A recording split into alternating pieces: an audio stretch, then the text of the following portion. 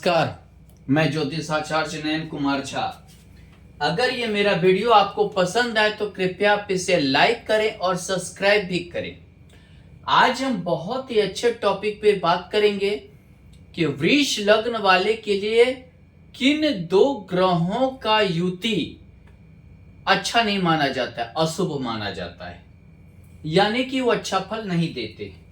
चलिए, सबसे पहली बात, शुभ भाव उसको कहते हैं जो केंद्र का भाव हो और त्रिकोण का भाव हो। जाहिर सा बात है कि यहां पर शुक्र को ले तो ये केंद्र का भाव है, बुध को ले तो यहां पे एक जो घर है बुध का त्रिकोण में है, यानी कि ज्यादा अशुभ नहीं हुआ। दोनों घर का फल देता है कोई भी ग्रह, सूर्य और चंद्रमा को छोड़कर। सूर्य को देखे केंद्र का स्वामी है, और अगर यहां पर हम विचार करें तो अशुभ ग्रह में एक मार्केश मंगल और द्वादशीस होकर मंगल हो जाएगा। दूसरा, आप यहां पर अगर देखें तो अष्टम भाव का, तृतीय भाव का स्वामी गुरु, एकादश भाव का ये आधा होगा, क्योंकि एकादशीस अशुभ उतना नहीं माना जाता है। तृतीय देखिए पनफर, ये थोड़ा अशुभ माना जाएगा। तो चंद्रमा और मंगल की युति सबसे खराब में गिनती आएगी, यानी कि वृष लग्न वाले के लिए चंद्रमा और मंगल का युति बहुत अच्छा फल नहीं देगा। अगर हम बात करें तो लग्न में मंगल और चंद्रमा का अगर युति हो गया, मांगलिक कुंडली हो गया, तृतीय होकर चंद्रमा, हमेशा आप अपने स्वास्थ्य की चिंता करेंगे।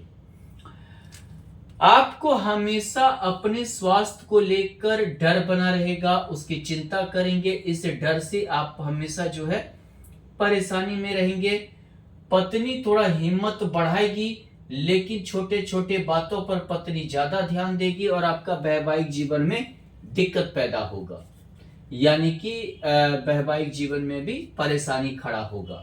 इस कारण से कि पत्नी हमारी हर छोटे छोटे बातों पर ध्यान देती है, हर एक एक चीज पूछना पत्नी का, ये आपको थोड़ा ऑड लग सकता है।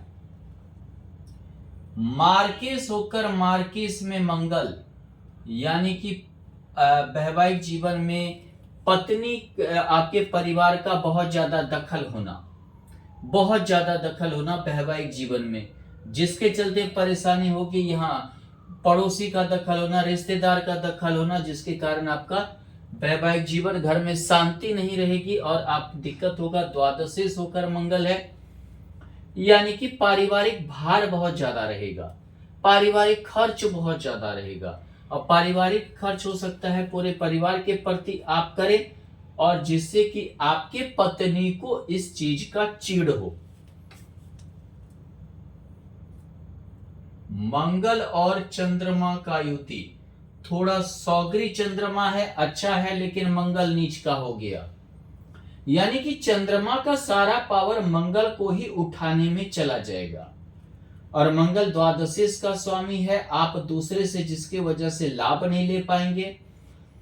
सप्तमेश यहां नीच का हो गया, यानी कि आपका जो है समझिए, जो भी आसपास पड़ोसी रिश्तेदार समाज में ही विवाह होगा, लेकिन आपसे बहुत नीचे जीवन स्तर उनका नीचे होगा। यहां पर देखें तो मंगल मांगलिक कुंडली बनाता है और चंद्रमा तृतीय होकर है। थोड़ा आप संपत्ति जरूर अर्जित कर लेंगे। वैवाहिक जीवन में थोड़ा सा ये मंगल यहाँ दृष्टि डालकर अच्छा नहीं करेगा। सास ससुर के इससे दिक्कतें होगी, यानी कि आपके पत्नी को आपके माता पिता से दिक्कतें होगी, लेकिन यहाँ पर चंद्रमा मंगल बहुत ज्यादा दिक्कत नहीं करेगा। चंद्रमा और मंगल अगर प्रेम विवाह कर लिए तो बस उसी पर आपका सिर्फ फोकस आपके पत्नी पर ही रहेगा, आपके पत्नी पर ही ज्यादा फोकस रहेगा। और द्वादशी से मंगल भी है, तो यहाँ षष्टाष्टक योग में है। प्रेमिका आपकी बीमार रहेगी, कोई गहरा रोग से पीड़ित होगी, पेट हो गया, ब्लड का हो गया, कमजोरी हो गया, ब्लड इन्फेक्शन वगैरह इत्यादि से बहुत ज्यादा पीड़ित रहेगी।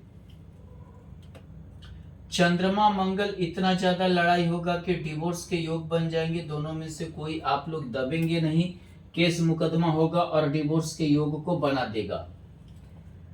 मांगलिक कुंडली का होना सौग्री मंगल, हालांकि ये रोचक योग भी बनाता है, पंच महापुरुष में से एक योग रोचक योग बनाएगा, लेकिन चंद्रमा मंगल यहाँ चंद्रमा नीच का हो गया।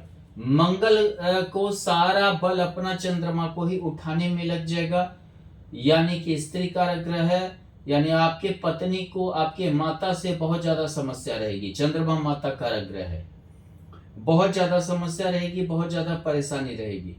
यानी कि अगर आप विवाह कर रहे हैं तो यानी समझिए अपने पत्नी और माता में बैलेंस करना सीखिए, नहीं तो द्वादशे से होकर भी मंगल है, पति पत्नी के बीच किसी अन्य के कारण भी लड़ाई हो जाएगा। आपके वैवाहिक जीवन में किसी अन्य की एंट्री हो जाएगी जो आपके लिए खतरनाक हो जाएगा। कभी कभी अवैध संबंध की ओर भी ये ले जाता है और वैवाहिक जीवन तकलीफदायक हो जाता है। चंद्रमा मंगल अवैध संबंध को छिपाना, सप्तमेश होकर अष्टम भाव में मंगल, और यहाँ पर देखिए तो षष्ठाष्टक योग तृतीय भाव से, हालांकि इसमें से एक योग विपरीत राजयोग में से विमल योग का बनना, लेकिन क्या है कि यहाँ पर आप अपने वैवाहिक जीवन में अपने प्रेम को छिपाएंगे, अवैध संबंधों को छिपाएंगे, उसके कारण काफी लड़ाई होगा, मन डिस्टर्ब होगा। मांगलिक कुंडली भी यहाँ मंगल बनाता है, हमेशा आय के लिए झगड़ा होगा, पारिवारिक झगड़ा होगा और पड़ोसी आपसे परेशान रहेंगे।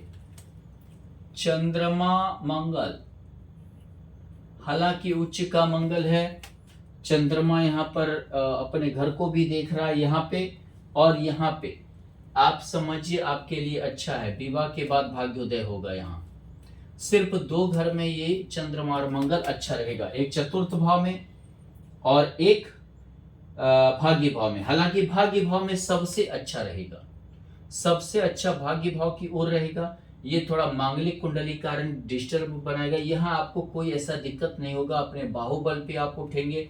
विवाह के बाद भाग्योदय होगा, जो आपका सहयोगी होगा आपके भाग्य को उठाएगा।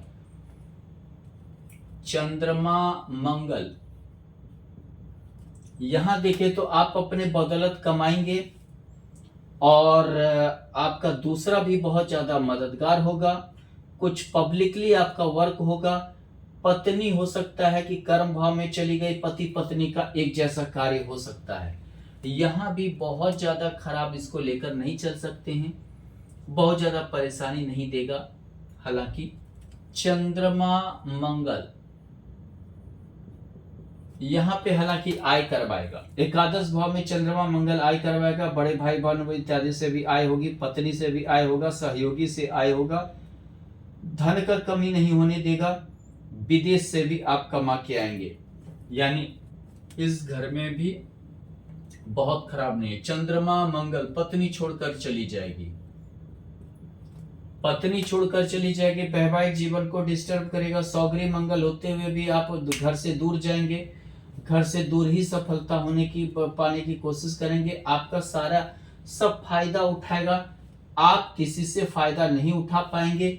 मांगलिक कुंडली है, वैवाहिक जीवन में बहुत ज्यादा परेशानी और दिक्कत का सामना करना पड़ सकता है आपको। यानी कि अगर वृष लग्न की कुंडली में चंद्रमा मंगल का युति सबसे समझिए कि आपको बेकार फल दे सकता है, लेकिन इन घरों में कुछ अच्छा फल देगा।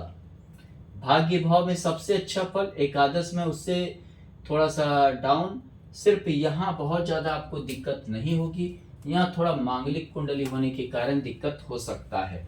धन्यवाद।